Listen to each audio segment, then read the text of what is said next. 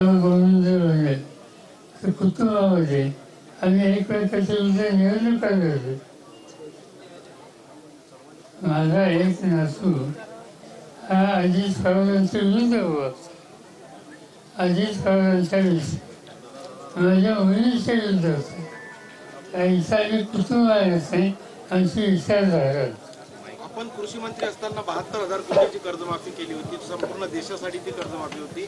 आता 32,000 कोटीचं अतिवृष्टीचं पॅकेज सांगितलं जात आहे. हा ताळमेळ बसतो का जो आकड्यांचा मांडला जातो? काल मला उस्मानाबाद आणि सोलापूर जिथं अतिवृष्टीने नुकसान झालं त्या भागातल्या शेतकऱ्यांचं शिष्टमंडळ बोलावलं. म्हणजे सरकारने जाहीर केलं की आम्ही पहिला हप्ता दिला. अतिवृष्टी 2 वेळेस झाली. एकदा एप्रिलमध्ये झाली आणि दुसरी ऑक्टोबरमध्ये झाली. आता काय करतात, एप्रिलमध्ये 50% लोकांना नुकसान मिळालं, सगळ्यांना नाही. आणि आता ज्यांची झाली त्यांना देताना एप्रिलमध्ये जे मिळाले त्याची रक्कम मायनस करून ती त्या ठिकाणी देतात. ही शेतकऱ्यांची शुद्ध फसवणूक आहे. आणि हा प्रश्न फक्त उस्मानाबाद किंवा सोलापूर असा नाही, तो मराठवाड्यात आहे, तो विदर्भात अमरावती डिव्हिजन या भागात आहे, सोलापूर सातारा याही भागात.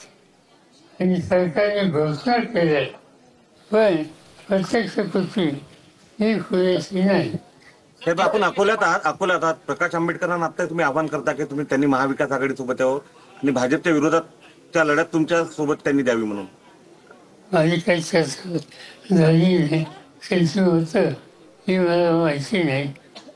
आणि जे काही मध्यंतरी काही लोक त्यांच्याशी बोलले अशी बातमी ही माझ्या वाचण्यात आली.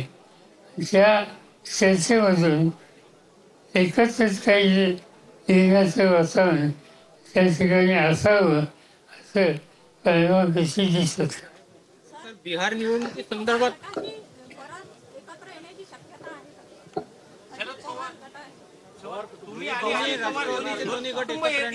राजकीय दृष्ट्या सध्याचं सगळं वातावरण बघितल्यानंतर तुम्ही असे निकाल घेतले असं बिहार निवडणुकीसाठी काँग्रेसचा नकार जरी असला तरी आपली काय भूमिका? आम्हाला असं वाटतं एकत्र बसून पर्याय देऊ शकत असेल तर तेवढी चोखाची भूमिका कशी घेऊ.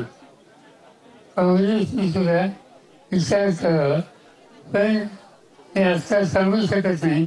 उद्या आमची बैठक आहे ना, उद्याच आमची बैठक.